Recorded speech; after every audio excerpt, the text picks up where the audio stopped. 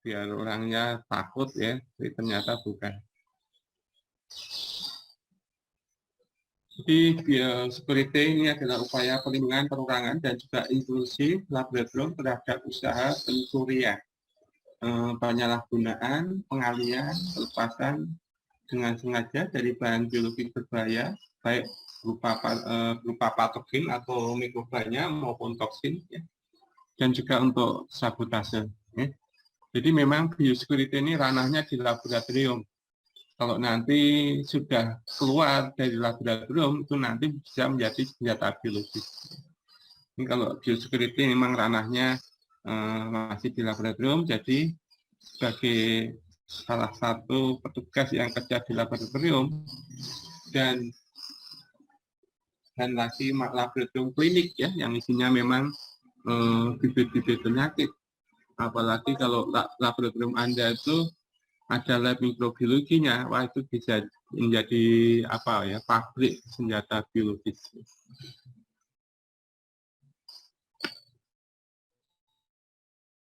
Sudah ya, kita bahas panjang lebar pada pertemuan. Kemudian mengapa biosecurity ini penting di Indonesia, yaitu pertama mengenai letak geografisnya saja, bahwa kita itu merupakan negara yang strategis ya, berbatasan dengan benua-benua besar ya, antara Asia dan juga Australia, terus jumlah penduduknya besar ya. Orang mengelola orang yang banyak itu lebih susah, baik ngasih makan maupun pengaturan-pengaturan yang lain. Sehingga dengan penduduk yang besar, itu memang seringkali suatu negara akan mengalami kesulitan pemerataan, ya, khususnya pemerataan ekonomi dan kesejahteraan. Ini juga nanti akan banyak menimbulkan banyaknya orang-orang yang tidak puas ya di negara tersebut. Nah ini merupakan potensi untuk bisa menjadi seorang terorisme, ya, dan akhirnya mungkin juga bisa memilih mikroba yang ada di laboratorium kita menjadi senjatanya. Ini juga terbukti adanya beberapa konflik ya di beberapa negara kita, ada di Poso, ada di Papua dan sebagainya ya, dulu di Aceh ya. Ini tandanya memang ada saling tidak pasnya ya antar penduduk di negara Indonesia. Ini juga mempunyai potensi untuk bisa berkembang menjadi peperangan antar bangsa, antar suku gitu, di mana nanti salah satu alternatifnya ya penggunaan senjata biologis ini. Ya. Juga meningkatnya penyakit emerging infectious disease, penyakit yang memerlukan tindakan darurat. Ya. Dulu pertama muncul SARS yang ada di Singapura. Ya. Habis itu muncul lagi Ebola, ya. Kemudian muncul flu burung, ya. Kemudian muncul MERS-CoV. Terus akhirnya sekarang ada SARS-CoV-2, ya. Ini adalah penyakit-penyakit baru yang sebelumnya tuh nggak ada. Ya. Nah ini juga dengan adanya penyakit yang asing, ini kan penanggulangannya susah. Nah ini juga bisa berpotensi untuk dijadikan sebagai senjata biologis. Dan yang kelima adalah jumlah laboratorium yang banyak, ya, di mana memang sulit sekali mengontrol banyaknya laboratorium yang ada di Indonesia ini. Itu ada laboratorium kesehatan, ada laboratorium yang miliknya pusat, ada yang miliknya daerah, ada yang miliknya swasta, ya. Itu tersebar di seluruh Indonesia, bahkan di daerah-daerah terpencil itu memang diwajibkan ada laboratorium, ya. Karena memang laboratorium sangat penting ya di dalam memastikan penyebab suatu penyakit. Dan salah satu penyakit itu ya penyakit infeksi, ya, di mana penyebabnya adalah mikroba. di mana ini mempunyai potensi untuk dijadikan senjata biologis. Jadi kemarin kita sudah mengenal tentang penyakit infeksi, bahwa infeksi itu penyebabnya bisa berupa virus, bisa berupa bakteri, bisa berupa jamur. Asal dia mampu menimbulkan penyakit manusia, maka mempunyai potensi dijadikan senjata biologis. Jadi mulai dari kelompok mikroba risiko 2 ya, apalagi 3, apalagi 4 itu bisa kita jadikan senjata biologis. Maka untuk itu memang perlu sekali ya pengertian biosecurity ini di laboratorium. Jadi Anda nanti pas kerja di laboratorium itu tidak sembrono, tidak sampai memproduksi atau bahkan menjual senjata-senjata yang mempunyai potensi menjadi senjata biologis, ya, bahan-bahan yang mempunyai potensi menjadi senjata biologis.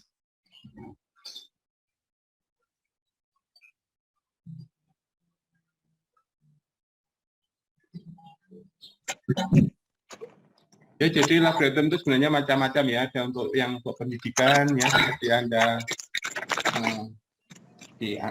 di analis itu termasuk laboratorium pendidikan sebenarnya ya. Tapi ada juga yang untuk pelayanan, ini nanti di lab-lab klinik, di lab-lab rumah sakit dan terusnya. Ada yang di penelitian, ini misalnya terutama di Litbang ya. Litbang Jakarta itu memang pusat penelitian, ada Eijkman dan seterusnya ya. Ada juga laboratorium produksi. Ini pabrik-pabrik makanan, pabrik-pabrik minuman, pabrik-pabrik pakan ternak atau yang lain yang menggunakan bahan-bahan biologis ini sebagai bahan dasar. Itu memang semuanya itu bisa atau berpotensi untuk menjadi sumber produksi ya, atau penghasil dari senjata-senjata biologis.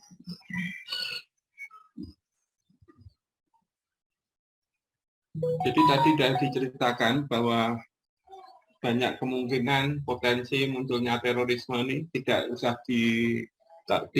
jauh-jauh ya, di negara kita ada. Kita lihat memang potensinya sangat besar untuk terjadinya suatu tindakan terorisme. Dan tindakan terorisme itu selama masih menggunakan bom dan seterusnya itu tidak ada hubungannya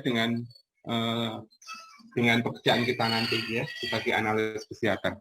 Jadi kalau mereka itu sudah menggunakan bahan-bahan mikroba seperti virus, bakteri, jamur ya, maupun nanti produk-produk yang dihasilkan dari mereka ini, toksin-toksinnya ya, itu kita nanti bisa terlibatkan di dalam bioterorisme ya.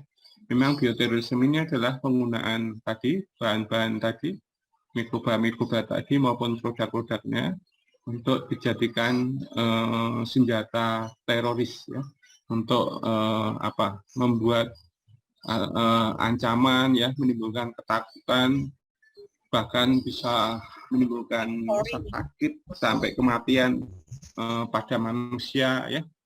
Tetapi kalau terorisnya itu pinter, mereka tidak, yang diserang bukan manusianya ya, bisa juga ternaknya, bisa juga tanamannya ya, yang mana ini nanti secara tidak langsung akan mengancam ekonomi suatu negara misalnya ya.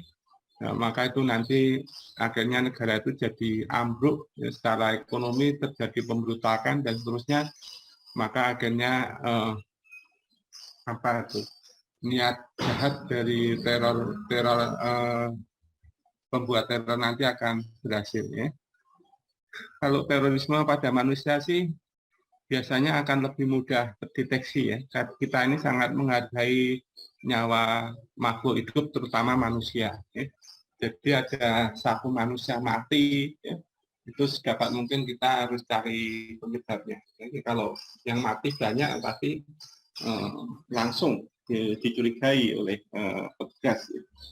sehingga nanti akan cepat ketemu adanya suatu kasus bioterorisme. Jadi kalau yang dibunuh ternak, ya, tiba-tiba banyak ternak yang mati, ya, atau tanaman, tiba-tiba banyak tanaman yang tidak produktif dan juga mati dan seterusnya. Mungkin kecurigaan kita ke arah peristiwa ini tidak terlalu dekat, ya. Mungkin pertama kita nggak akan mirip. Tapi ya itulah yang menjadi skop dari bioterorisme. Ini memang kalau penyalahgunaan mikroba tadi untuk mengancam bahkan membunuh, ya, manusia, ternak maupun tanaman.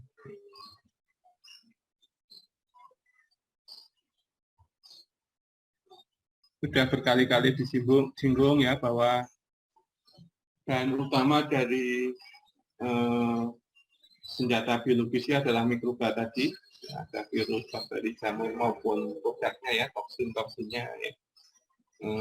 Ada juga rickettsia, ya. Rickettsia itu saya rasa Anda sudah pernah mendengar, ya, ini sebenarnya adalah bakteri tapi ukurannya sangat kecil sehingga sifat-sifatnya beberapa mendekati dengan sifat dari virus. Kelompok risiko kemarin sudah kita bahas di biosafety, ini sama, ya. Ada risiko 1, risiko 2, risiko 3, dan juga risiko 4, ya. Kemudian kalau untuk senjata biologis itu ada 3 pembagian, ya. Yang A, ya, ini adalah mempunyai risiko terhadap keamanan nasional, ya.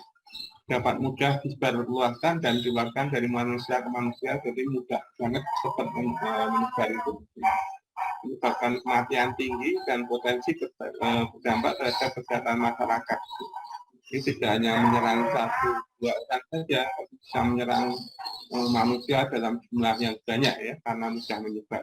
Contohnya kayak COVID, ini bisa itu kalau dijadikan senjata biologis, ya, ini masuk kelompok A, ya. Dapat menyebabkan kepanikan masyarakat dan gangguan sosial, memerlukan aksi khusus, ya, untuk kesiapsiagaan kesehatan masyarakat. Makanya dulu pada awal pandemi flu burung itu kita disiapkan semua tenaga kesehatan untuk deteksi dan juga untuk istilahnya latihan, ya. Latihan atau simulasi. Misalnya terjadi wabah seperti apa itu pada saat awal flu burung tahun 2007 kalau nggak salah, ya. Itu ada program-program seperti itu. Dan ini sekarang terjadi lagi pada waktu COVID-19 ini, tapi rupanya ini terlambat kesiapan untuk menghadapi pandemi ini. Karena pengalaman yang dulu pada waktu flu burung itu memang ceritanya sangat menakutkan, tapi ternyata dia tidak sampai ke arah benar-benar terjadi pandemi, ya. Masih suatu pandemi tapi yang masih kategori 2. Jadi dia hanya menulari ke manusia, tapi penularan antar manusia itu masih sangat terbatas. Jadi kalau sudah bisa terjadi penularan manusia antar manusia yang efektif, ya, itu termasuk kategori 4 dalam kewaspadaan menghadapi pandemi. Ini seperti yang flu burung yang terjadi sekarang, ini memang kita juga mengadakan aksi khusus, ya, untuk kesiapsiagaan ini, ya. Kemarin banyak disiapkan laboratorium untuk deteksi, disiapkan obat-obat, disiapkan ruang isolasi, dan juga sekarang ini vaksin dan seterusnya. Ini adalah memang termasuk mikroba, kalau dijadikan senjata biologis itu termasuk yang kategori A. Ini contoh-contoh yang lain tuh yang pernah terjadi penyakit-penyakit yang lalu, misalnya ada variola mayor, ya, ada Bacillus anthracis, ada Yersinia pestis, ya, ada Clostridium botulinum, dan seterusnya. Ini adalah penyakit yang dulu sudah ada. Tapi kalau mau lihat contoh yang sekarang dan nyata, ya ini COVID-19 ini adalah kategori A dari senjata biologis. Kalau yang kategori B, ini termasuk penyakit-penyakit yang menularnya itu tidak terlalu mudah. Mereka menularnya lewat makanan dan juga lewat air, ya, makanan atau minuman. Kalau yang pertama tadi, terutama itu yang kita sulit tanggulangi karena mereka tuh nyebarnya lewat udara, ya, sehingga kita mengatasinya lebih susah. Jadi kalau penularannya lewat makanan minuman kan lebih mudah, ya. Misalnya makanan dimasak dulu, minuman dimasak dulu, itu sudah akan menghilangkan risiko terjadinya penyakit oleh senjata biologis yang kategori B. Ini contohnya banyak sekali. Prinsipnya kalau Anda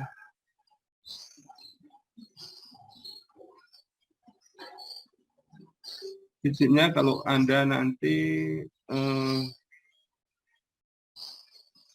menemukan penyakit-penyakit, ya, yang ada di masyarakat, ya, entah itu penyakit tipes, entah itu penyakit diare dan seterusnya. Nah, pokoknya asal bisa menimbulkan sakit terbukti patogen, Staph aureus misalnya, ya, itu bisa kita kelompokkan sebagai kategori B.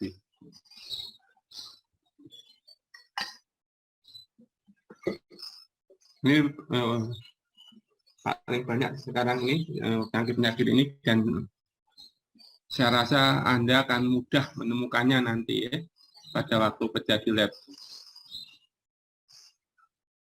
Yang kategori C ini termasuk new emerging, ya, dapat dibiarkan untuk disebarluaskan secara massal, ya, karena memang ada barangnya, mudah diproduksi, potensinya menimbulkan penyakit dan kematian pada masyarakat juga tinggi, ya. Tetapi memang belum terbukti bahwa ini digunakan sebagai senjata biologis.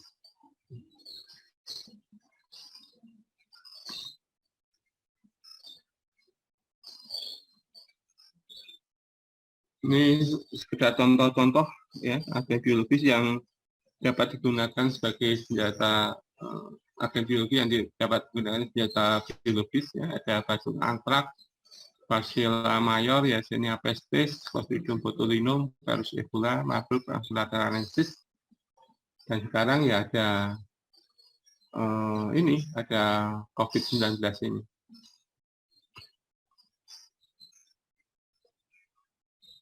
Kemarin kita sudah membahas, ya, bagaimana penyakit infeksi itu menyebar.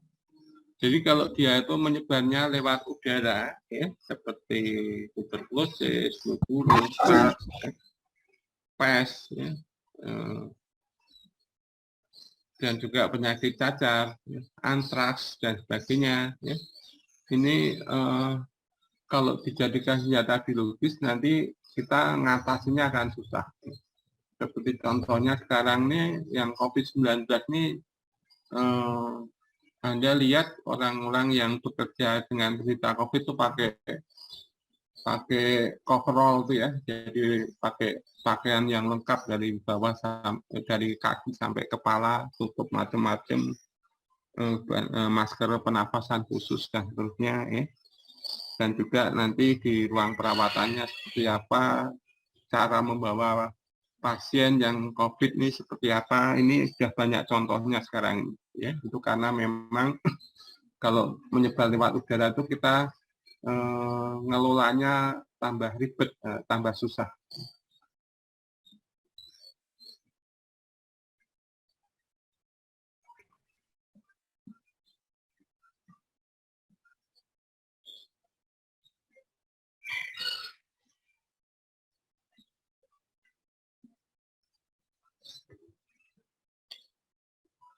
Saya lanjutkan. Antrak ini sekedar contoh-contoh aja, ya. Jadi antrak ini penyebabnya adalah Bacillus anthracis. pernah tahun 2001 digunakan teroris di USA yang pakai amplop surat tadi ya. Terus kemudian juga terjadi beberapa usaha yang mirip seperti ini ya di kedutaan ya tahun 2003 ini memang pernah terjadi KLB ya. 2004 itu juga pernah terjadi KLB ya, 2005 juga pernah terjadi KLB antraks. Ini adalah beberapa daerah endemis antraks di Indonesia. Kita lihat di sini ada beberapa daerah yang mempunyai potensi sebagai sumber antraks. Tentang antraks ini sebenarnya adalah bakteri penyebab penyakit pada ternak terutama ya, sapi, kambing, kerbau dan seterusnya. Ya. Tapi dia itu mempunyai kemampuan untuk mampu membentuk spora. Dalam bentuk spora ini dia bisa saja bertahan lama ya di daerah bebas, di lingkungan bebas itu, di tanah, di air maupun dimanapun dia berada. Dan karena ukurannya sangat kecil, maka ini kalau murni bentuk spora ya, ini dihamburkan ya, dia akan menjadi aerosol dan akan terisap oleh manusia yang berada di udara lingkungan tersebut. Jadi penyakit ini bisa menyerang ternak, ya, kemudian masuk ke manusia. Ini melalui yang pertama itu menyerang di kulit, ya, terutama kulit yang luka, dia akan tumbuh di situ, ya, menjadi luka di situ ya, yang tidak sembuh-sembuh. Tapi yang paling bahaya kalau dia tuh masuknya melalui makanan, ya, dia langsung akan menyerang usus atau masuk lewat paru-paru, dia akan menyerang saluran pernapasan. Ya. Kalau di sini biasanya fatal ya, kematiannya di atas 50%. Jadi kalau menyerang kulit ini kematiannya rendah, kecuali kalau nanti akhirnya dia menyebar masuk ke aliran darah, menyebar ke seluruh tubuh, baru akibatnya bisa fatal.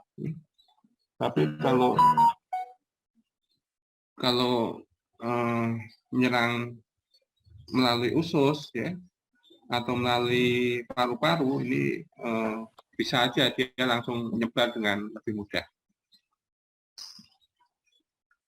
Ini tanda-tanda antraks yang ada di kulit ya, jadi menimbulkan ulkus ya. Terutama pada kulit yang sudah mengalami luka, warnanya kehitam-hitaman tuh ya, kayak nekrosis gitu. Dia juga merusak sampai kalau sudah menyebar ke bawah, dia terutama ya merusak kelenjar limpa di dekat situ, akhirnya jadi pecah dan seterusnya. Kalau akhirnya masuk ke aliran darah, baru dia kemudian menyebar ke seluruh tubuh. Ya, ini yang fatal. Jadi kalau yang melalui gastrointestinal tadi, dia lebih cepat menyebarnya ke seluruh tubuh, karena di usus ya, maupun di paru-paru itu banyak sekali kapiler-kapiler ya, untuk menyerap makanan dan juga untuk menyerap oksigen ya. Kalau di paru-paru itu juga bisa nanti menyerap spora dari bakteri. Dan yang kedua ini cacar ya. Ini penyakit lama sebenarnya. Seperti saya ini dulu pas SD diwajibkan untuk dicacar itu ya. Cacar itu digores di lengan, ya, biasanya lengan kiri di bagian atas itu. Itu kalau orang tua Anda mungkin ada bekasnya di situ, itu tanda-tanda vaksinasi untuk cacar ini. Jadi ini memang dengan adanya penderita cacar yang banyak ini, akhirnya diputuskan setiap anak wajib dilakukan vaksinasi cacar waktu itu, termasuk saya. Ya. Tapi akhirnya tahun 80 itu sudah dinyatakan ini hilang, ya, nggak ada lagi penderitanya, sehingga dunia sudah dianggap bebas cacar smallpox. Makanya untuk anak-anak sekarang nggak ada lagi bekas bekas vaksinasi di lengan kanan atasnya. Ini kalau orang-orang yang dulu, termasuk saya itu masih ada. Kalau dibuka di lengan kanan bagian atas itu ada garis 2, itu vaksinasi cacar waktu itu ya. Tahun 60-an dulu saya disadar, masih SD kalau nggak salah. Ini tanda dari penyakit cacar ya. Cacar air saya rasa banyak di antara Anda sudah pernah melihatnya, yaitu berupa bintil-bintil berair itu ya di seluruh tubuh, menyebar seluruh tubuh ya. Tapi biasanya setelah 1 minggu mengalami perbaikan ya, dan juga setelah 1 bulan bisa terjadi sembuh sempurna asal tidak ada infeksi. Semuanya balik lagi karena yang diserang itu hanya permukaan kulit saja. Tapi lain ceritanya kalau itu cacar nanah ya, yang kita sebut smallpox itu kerusakannya itu lebih dalam. Ya. Kalau bentuk klinisnya itu hampir sama dengan cacar air yang Anda lihat sekarang, tapi itu isinya nanah dan itu nyerangnya lebih dalam. Sehingga kalau Anda mungkin menemukan orang-orang di atas usia 40 tahun ya, terus kemudian seluruh badannya pada bupeng-bupeng ya, hitam-hitam, terus nggak rata gitu ya, itu kemungkinan besar dia bekas menderita cacar nanah nih, smallpox ini. Ini memang sangat menular ya, sehingga banyak yang jadi korban waktu itu. Dan penyakit pes, ini penyebabnya pasta pestis, mulanya terjadi melalui gigitan dari pinjal tikus. Ya. Sebenarnya ini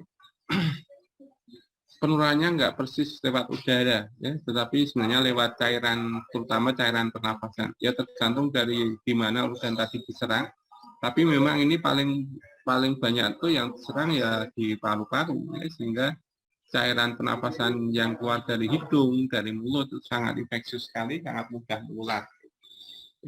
Pada gambar-gambar lama tentang penyakit mungkin Anda akan menemukan gambar seperti ini. Ini adalah kejadian waktu terjadi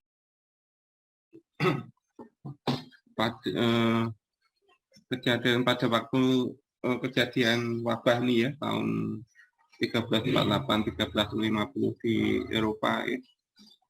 Jadi orang kok menghindari ketularan dia pakai pakaian seperti ini. Ini ada apa nih? Ada perlindungan napasnya, ini ada kayak kantongnya gitu, kemudian dikasih mungkin kalau kita mudahnya itu kayak kemenyan gitu ya, dinyalakan di situ, diharapkan nanti udara yang mau masuk ke orang ini itu kalau melewati ini ya, uap yang ada, uap bahan yang ada di sini nanti mati ya, sehingga orangnya nggak ketularan. Meskipun ini sebenarnya sesuatu yang berlebihan karena ternyata memang sebenarnya kalau yang pasta pestis ini penularannya lewat droplet ya, lewat percikan, jadi nggak lewat udara pernapasan. Tapi pada waktu itu memang karena banyaknya korban yang ketularan, dikira juga terjadi penularan lewat pernapasan. Untuk penyakit pes sendiri ini sekarang jarang sekali ditemui, tetapi sebenarnya potensi untuk munculnya penyakit ini di Indonesia juga ada. Ada pernah ada penelitian di Boyolali dan juga Gunung Bromo ya. Ternyata itu antibodi ya itu positif pada pinjang tikus ya. Pinjang tikus di hutan itu di tes antibodinya ternyata dia mempunyai antibodi yang positif terhadap pasta pestis ini. Karena memang ini sumber penyakitnya terutama pada tikus. kemudian disebarkan ke manusia itu lewat gigitan ginjal tadi.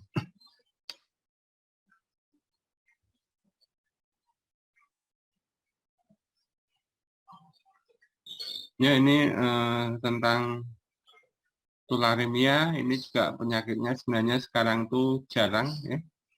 Ini hampir sama dengan pes tadi ya. Ini gambarannya yang diserang pertama adalah kelenjar-kelenjar limfo. Dan ini adalah penyakit yang termasuk agak baru, tapi sebenarnya juga udah lama, yaitu penyakit Ebola atau Marburg. Ya. Fever. Ini banyak sekali korbannya, dan ini sifatnya endemis, terutama di daerah Afrika. Ya. Sampai beberapa tahun yang lalu tuh ada lagi lonjakan lagi. Ya. Sebenarnya udah agak lama ini penyakit ini ada, dan ternyata nggak hilang-hilang betul. Ya. Botulism ini suatu toksin ya, kalau ini bukan kumannya tapi toksinnya ya. Dikeluarkan oleh Clostridium tetani. Ini dikatakan toksisitasnya ya, sifat tingkat keracunannya tuh 275 kali dibandingkan cyanida ya. Mungkin Anda pernah dengar ya tentang keracunan cyanida pada beberapa orang terkenal di negeri ini ya, beberapa waktu yang lalu ya. Itu racun cyanida itu masih kalah ya dengan botulism ini.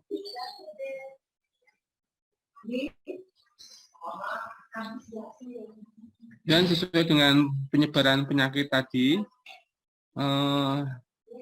maka pintu masuk itu akan menjadi tempat masuk pertama penderita yang terinfeksi ini.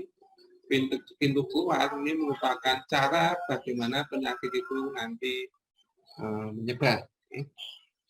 Ini memang ini sangat penting nanti di dalam upaya untuk menghentikan supaya penyakit ini tidak semakin jauh ya. Memang sih paling gampang ya dilakukan isolasi ya. Yang memang positif ya benar-benar tidak boleh kontak dengan orang lain. Ya.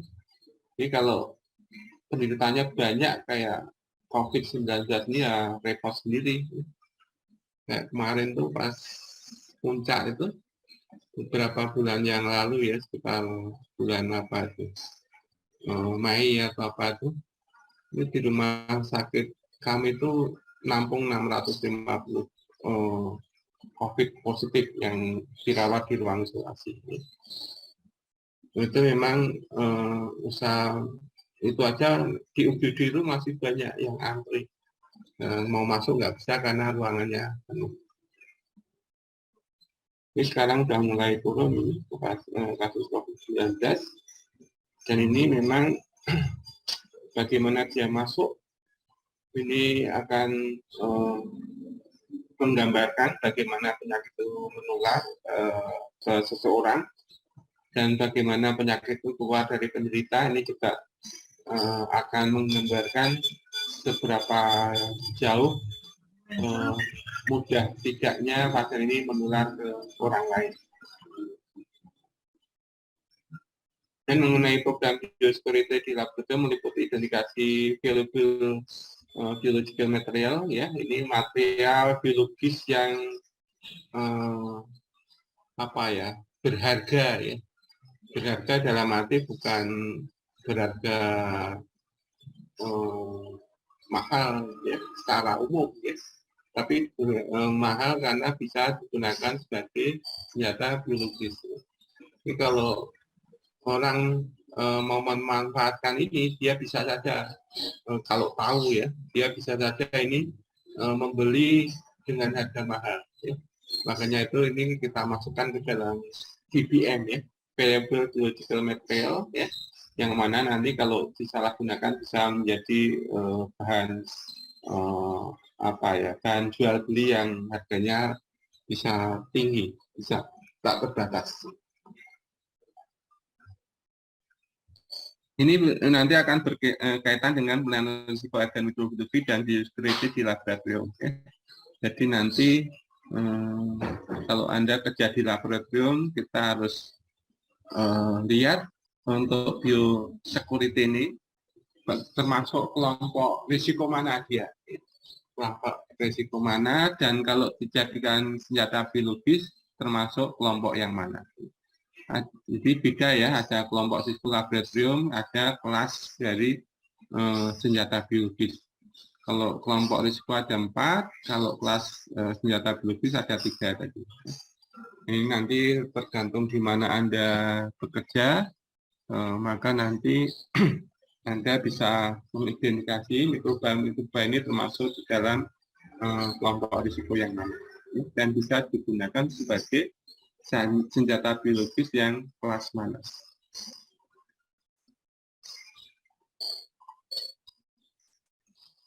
Karena ini memang merupakan bahan yang bisa berharga, ya, maka kita harus lakukan kehati-hatian, ya, baik di dalam menyimpan, ya, untuk tujuan apapun, ya, termasuk nanti misalnya akan dilakukan penelitian, itu datanya harus tercatat jelas, sehingga kalau ada terjadi kebocoran, ya, kita bisa melacaknya. Makanya nanti kalau Anda penelitian, ya, untuk tugas akhir misalnya menggunakan mikroba yang bisa menimbulkan penyakit dari lab kami misalnya, nanti akan dimintain macam-macam syarat, termasuk apa ya, inform consent, ya, bahwa ini tidak disalahgunakan untuk tindak kejahatan. Jadi nanti di laboratorium itu harus dibagi, ya, petugasnya itu tentang apa tugas-tugasnya di dalam pengamanan mikroba ini jangan sampai disalahgunakan.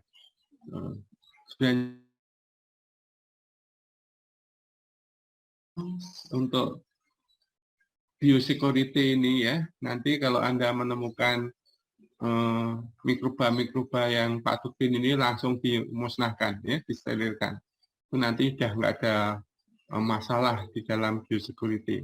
Jadi kalau Anda sampai menyimpan itu, entah tujuannya untuk penelitian atau untuk pemeriksaan lagi di masa yang akan datang dan terusnya untuk konfirmasi, ya, maka ini akan mengundang risiko penyalahgunaan dari bahan-bahan ini, ya, khususnya untuk menjadi senjata biologis.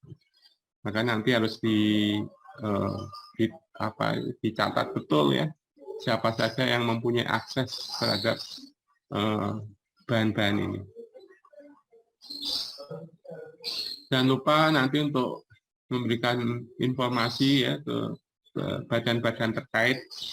Jadi kalau sudah masalah biosecurity ini, kita nggak boleh main-main, ya. Kita harus laporkan itu, terutama kalau Anda sebagai petugas biasa, ya pimpinannya harus tahu bahwa kita menyimpan ini, ya. Terus nanti juga pihak-pihak yang terkait, ya. Dan di dalam hal ini terutama adalah mungkin dinas kesehatan, ya, di tempat tersebut, dan pihak keamanan, ya, polisi atau bahkan militer, ya, itu juga harus diberitahu bahwa kita tuh mempunyai bahan-bahan yang berpotensi menjadi senjata biologis, sehingga nanti mereka ikut menjaga dan mengawasi.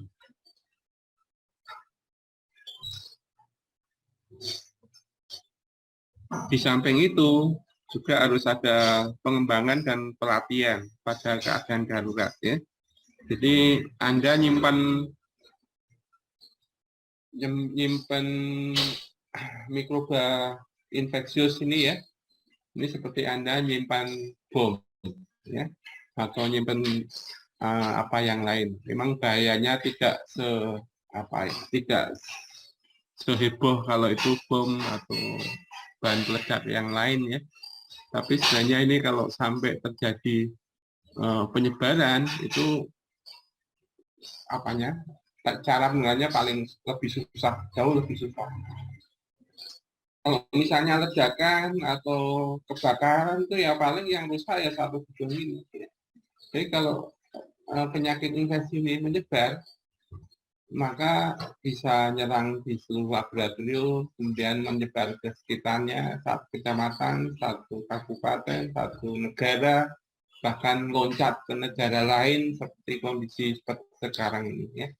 Makanya ini memang kalau kita pas mempunyai simpangan itu, jangan sampai terjadi suatu tindakan yang menimbulkan kedaruratan, misalnya pecah atau gimana ya, terus akhirnya menyebar ke lingkungan, apa tindakan kita yang perlu dilakukan. Atau misalnya tiba-tiba terjadi pencurian dan barang itu hilang, ya, itu juga termasuk kondisi darurat di dalam biosecurity laboratorium.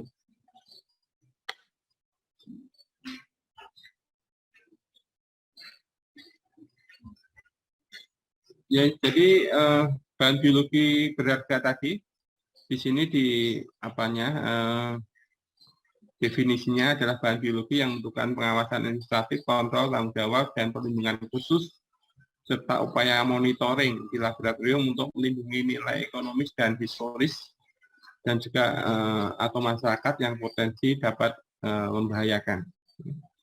Ini meliputi bahan-bahan biologis patogen tadi, bakteri, virus, jamur, dan sebagainya ya, maupun toksin, maupun bahan-bahan lain yang dimodifikasi ya, sehingga kita belum jelas nanti ke arah perkembangannya seperti apa ya, komponen sel, elemen genetik, dan seterusnya ya. Jadi kalau sekarang tuh kemajuan biologi itu kan sangat kuat ya.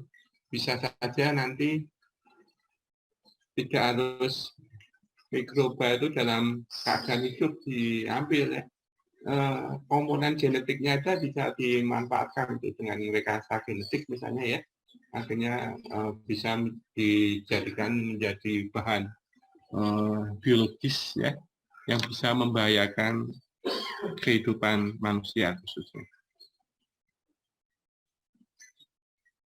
Jadi di dalam laboratorium nanti kita harus identifikasi risiko potensial yang ada di situ ya. Kira-kira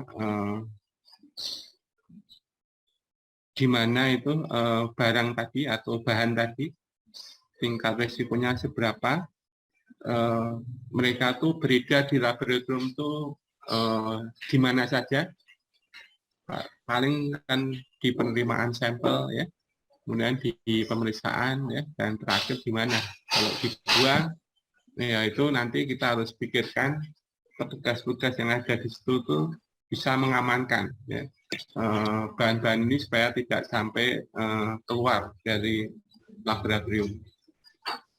Terus bagaimana mengakses risiko potensial ya, jadi kalau ada kejadian ya pas terima sampelnya tumpah dan seterusnya ya, terus pas diperiksa juga terjadi kecelakaan kerja atau gimana mesinnya rusak atau gimana ya yang mempunyai potensi itu, dan juga pada waktu membuang ya mungkin ada saluran limbah yang bocor dan seterusnya, sehingga bisa terjadi potensi bahan ini keluar ke lingkungan bebas sehingga bisa dimanfaatkan oleh orang-orang yang tidak bertanggung jawab. Bagaimana kita bisa mengakses itu dan bagaimana kita menanganinya. Jadi kalau Anda tugas di penerimaan sampel, ya, maka Anda harus bisa bisa menangani misalnya sampel yang diterima itu kok bocor, sampel yang diterima itu kok pecah, dan seterusnya, itu harus bisa menangani itu. Begitu juga nanti di tempat-tempat lain sesuai alur dari material klinis tadi berjalan di laboratorium tersebut, itu tiap titik ya, kita lakukan analisis. Ini kejadian-kejadian yang melibatkan biosecurity, jadi kita tidak bisa kerja sendiri di sini, harus melibatkan dinas kesehatan daerah ya, maupun pihak security ya, pihak keamanan, mungkin polisi atau bahkan militer.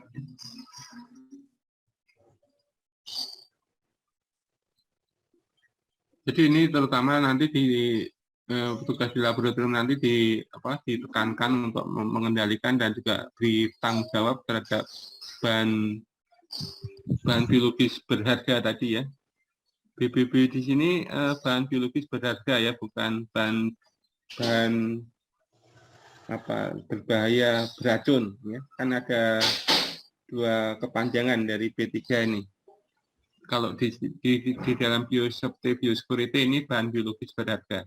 Jadi kalau di dalam biosafety ini adalah bahan berbahaya beracun. Jadi BBB di biosafety sama BBB di security beda kepanjangannya. Menentukan lokasi penyimpanan ya. Jadi tentunya tidak boleh orang sembarang tahu di situ.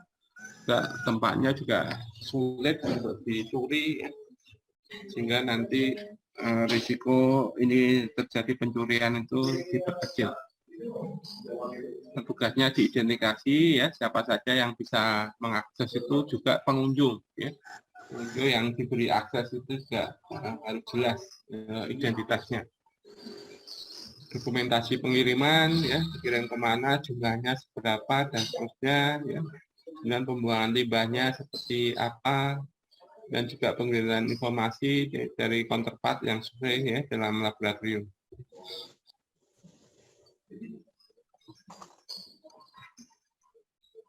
Jadi elemen-elemen di dalam biosecurity di laboratorium mengenai biosecurity masalah fisik ya, itu menyangkut alat-alat, mesin, struktur, dan juga pengamanan karyawan, termasuk gedung-gedungnya dan seterusnya. Termasuk satpam di situ ya, diperlukan ya. Dan untuk manajemen karyawan yang nanti mengakses di situ ya. Siapa nanti yang menerima sampel, di mana siapa yang nanti menyimpan, siapa yang memusnahkan ya. Itu nanti kita identifikasi ya. Mengenai informasi ini juga diperlukan supaya jangan sembarang orang tahu bahwa kita mempunyai bahan ini ya. Karena kalau banyak orang yang tahu, ini nanti akan mengundang orang-orang yang akan memanfaatkan ini sehingga dijadikan sebagai senjata biologis. Mungkin itu yang bisa sampaikan untuk kuliah siang ini. Mungkin ada yang mau ditanyakan. Jadi untuk elemen biosecurity laboratorium itu ada beberapa kelompok ya. Itu ada yang disampaikan oleh WHO, ada dari kelompok pemerhati dari masalah biosecurity ini namanya Sandia ya. Prinsipnya tapi tetap 3, physical biosecurity, personal management, dan information security. Cuma di Sandia ini dibagi lagi, yang personal management itu mengenai personelnya, transfernya, maupun material kontrol dan akuntabilitas. Yang tapi prinsipnya 3 ini ya, fisiknya ya, secara fisik laboratorium tadi, alat, laboratoriumnya sendiri, gedungnya ya, pengamanan terhadap manusia yang ada di situ, personel itu lebih ke arah nanti petugas-tugas yang mengerjakan ini ya, menangani atau berhubungan dengan bahan-bahan ini. Dan informasi seperti yang tadi sudah disinggung, ya ini meliputi infeksi itu sedapat mungkin ya jangan sembarang orang tahu ya. Dan siapa saja yang bisa diinformasikan harus terdapat jelas. Jadi, untuk kesimpulan kuliah di siang ini bahwa biologi telah digunakan sejak zaman dulu ya. Justru berbeda dengan biosafety ya. Jadi ini merupakan salah satu komponen ya di laboratorium. Kita mungkin yang selama ini yang dikenal adalah biosafety ya. Jadi seringkali kita melupakan bahwa kita itu bekerja dengan mikroba yang berpotensi menjadi disalahgunakan ya, menjadi senjata biologis. Maka nanti juga biosecurity nanti harus diperhatikan pada waktu kita bekerja.